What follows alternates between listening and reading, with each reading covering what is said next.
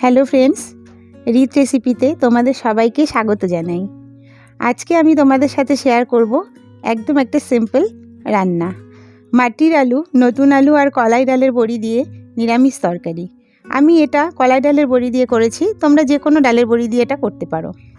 তো এই রান্নাটা করতে আমার কী কী ইনগ্রিডিয়েন্টস লাগছে তোমরা একটু দেখে নাও। এখানে আমি 500 গ্রাম মাটির আলু নিয়েছি, আর আলুটাকে কেটে ভালো করে ধুয়ে নিয়েছি। আর 300 গ্রাম নতুন আলু নিয়েছি, এগুলোকেও কেটে ভালো করে ধুয়ে নিয়েছি। আর নিয়েছি 8 থেকে 9টা কাঁচা লঙ্কা, আর নিয়েছি বড় একটা টমেটো, আর 1 ইঞ্চি থেকে একটু বেশি আদা। তো ফ্রেন্ডস, চলো এবার রান্নাটা শুরু করা যাক। আমি ফার্স্টে একটা কড়াই বসিয়ে দিলাম।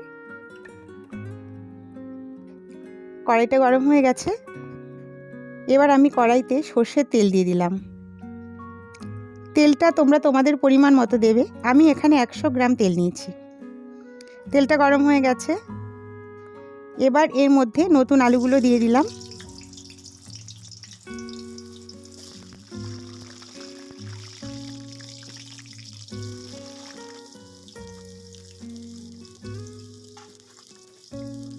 আর দিয়ে দিলাম 2 চামচ লবণ। এবার আমি আলুগুলোকে ভালো করে ভেজে নেব।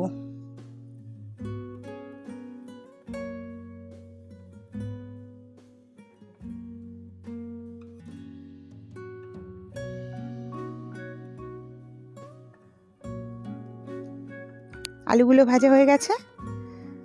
আলুগুলো আমি এবার তুলে নিচ্ছি।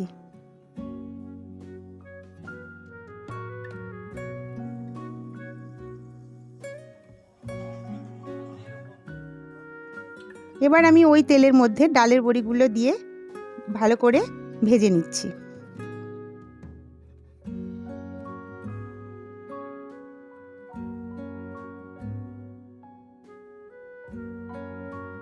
বড়িগুলোও ভাজা হয়ে গেছে।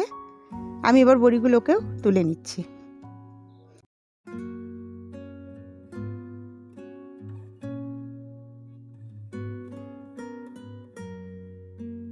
এবার এই একই তেলের মধ্যে দিয়ে দিলাম 1 চামচ মতো গোটা জিরে।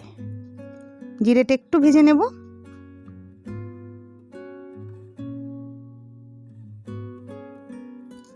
জিরেটা ভাজা হয়ে গেছে। এবার আমি এর মধ্যে মাটির আলুগুলো দিয়ে দিলাম।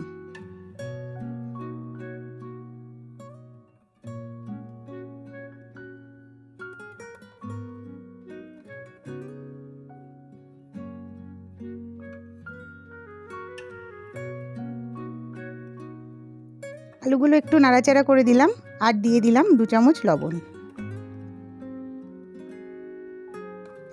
এবার এই আলুগুলোকেও ভালো করে ভেজে নেব।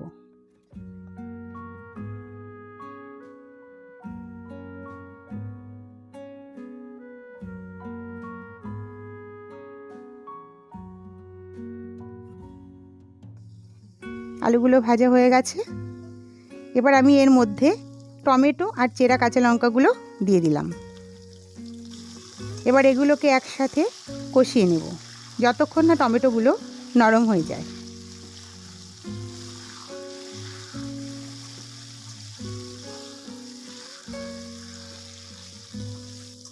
দেখতেই পাচ্ছ বন্ধুরা, টমেটোগুলো কত সুন্দরভাবে গলে গেছে। এবার আমি এর মধ্যে ভেজে রাখা নতুন আলু আর ডালের বড়িগুলো দিয়ে দিলাম, আর এগুলোকে একসাথে আরেকটু নেড়েচেড়ে মিশিয়ে নিলাম।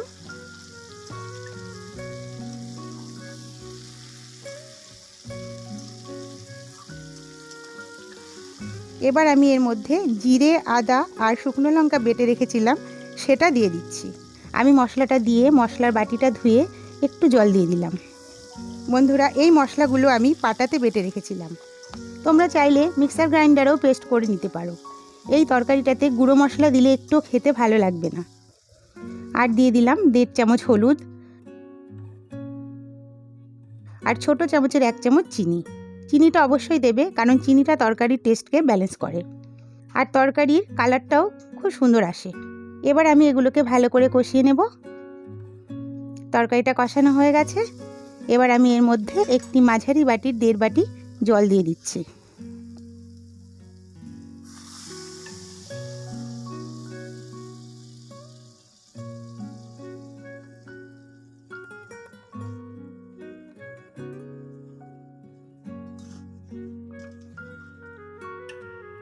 আর ভালো করে নেড়ে চেড়ে মিশিয়ে দিচ্ছি।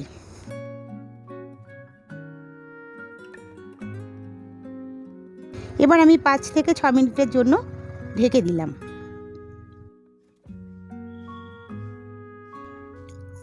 6 মিনিট হয়ে গেছে। এবার আমি ঢাকাটা খুলে দিলাম। এবার আমি দেখে নিচ্ছি আলুগুলো ভালো সেদ্ধ হয়েছে কিনা। বন্ধুরা দেখতেই পাচ্ছ আলুগুলো খুব সুন্দরভাবে সেদ্ধ হয়ে গেছে। তরকারিটা সম্পূর্ণভাবে রেডি হয়ে গেছে। আমি এবার গ্যাসের চুলাটা বন্ধ করে দিলাম আর তরকারিটা একটা পাত্রে ঢেলে নিলাম। তো ফ্রেন্ডস, আমার এই রেসিপিটা যদি তোমাদের ভালো লেগে থাকে তাহলে আমার ভিডিওটা লাইক, কমেন্ট ও শেয়ার করতে ভুলো না। আর নতুন নতুন রেসিপিগুলো দেখার জন্য আমার চ্যানেলটাকে সাবস্ক্রাইব করে দিও আর পাশে থাকা বেল আইকনটা অন করে দিও। তোমরা সবাই খুব ভালো থেকো ও সুস্থ থেকো।